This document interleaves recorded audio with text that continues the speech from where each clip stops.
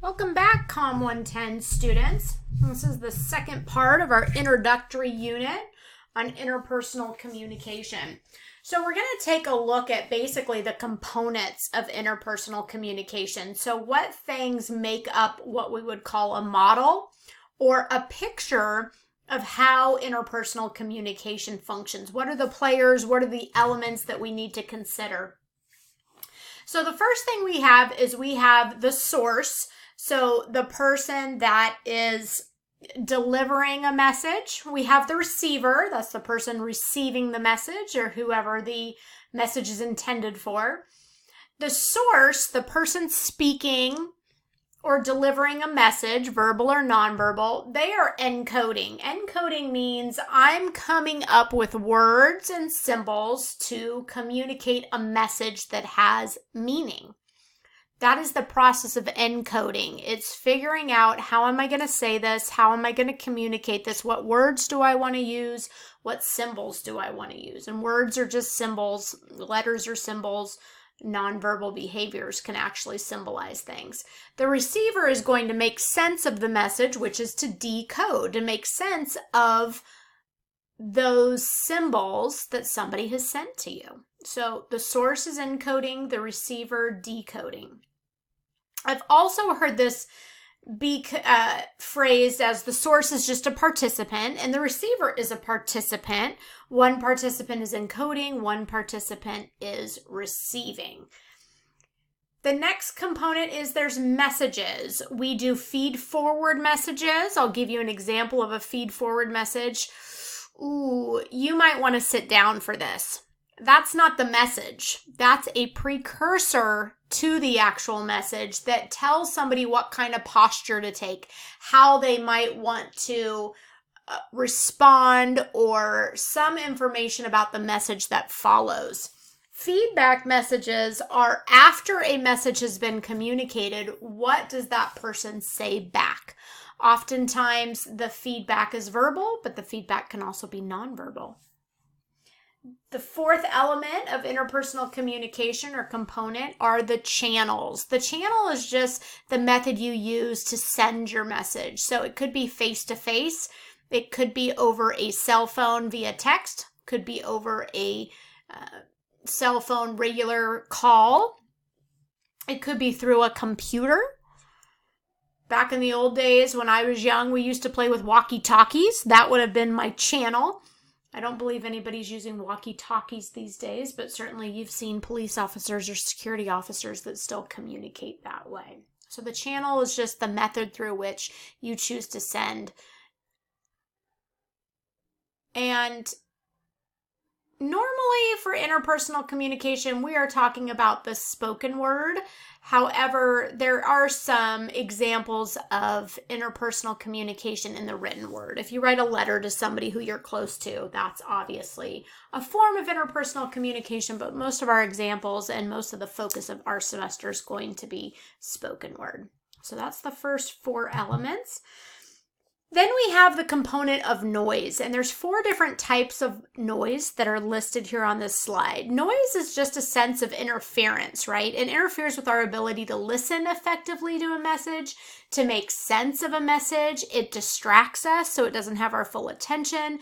We can't listen because there's noise that's around us. Let's talk about the four types of noise. The first type of noise is physical noise.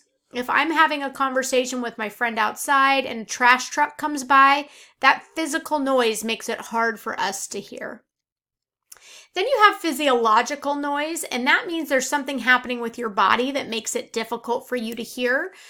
Head cold could do this. If you have maybe swimmer's ear, you have an ear infection, that's going to make it difficult for you to listen. And so we call that physiological noise. Maybe your ears are crackling and you're just all stuffed up. And so it's difficult to hear, or you've got water in your ear, or there's wax in your ear, whatever it is. That's a physiological change. Noise, physiological change that creates noise. Your stomach could hurt. That's physiological. Any type of pain will give you physiological noise where you can't focus, you can't pay attention because you're distracted by pain of some sort, or again, stuffy head, a cold. Then you have psychological noise, and this is you're distressed. You're stressed out. You've got a lot of things to do. Maybe there's been a crisis in your family. And so your mind is kind of thinking about a bunch of things. You're stressed, you're upset, you're sad. And so that psychological noise can create some significant interference and inhibit your ability to understand or receive a message effectively.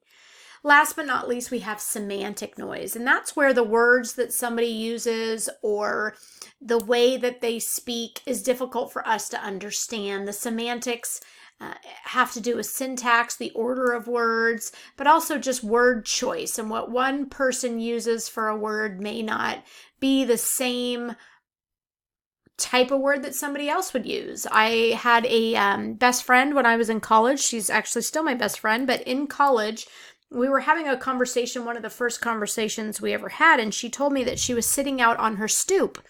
And I had no idea what she was talking about. I said, "I'm sorry, did you just say stoop?"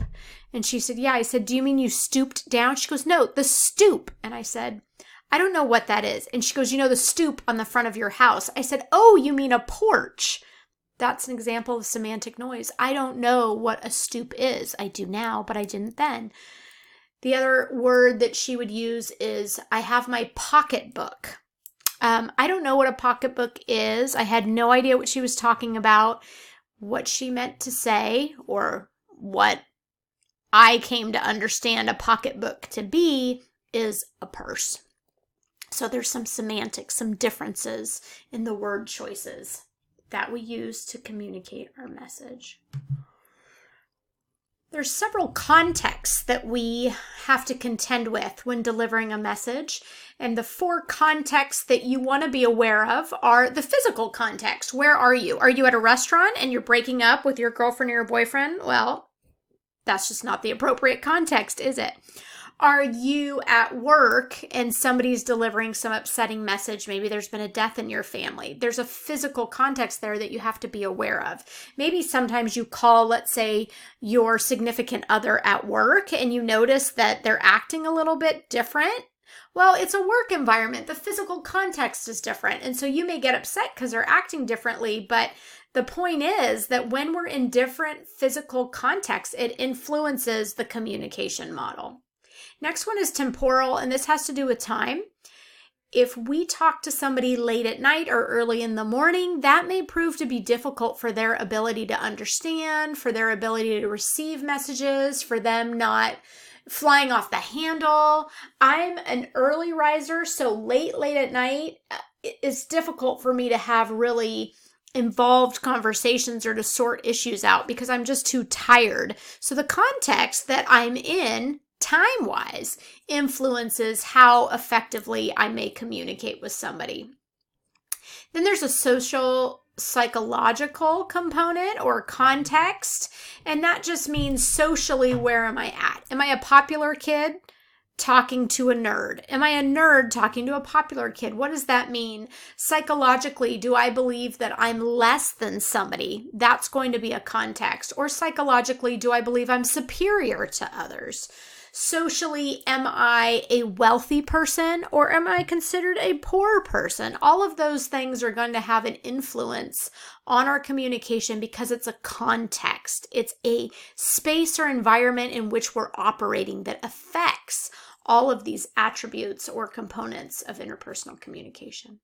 Last but not least, we have the cultural context. And this is obviously very important. The culture you come from puts you in a particular context. And I don't want to get into all of the different cultural contexts that we face because there's so many, and culture is so much more than the color of your skin or the country you're born in. It really is the rules that you use to operate, the customs you follow, the hierarchy of how important men are versus how important women are, the family model, how families operate. There's so many things that culture influences, and it provides a context in which we have to contend with when we're delivering our messages.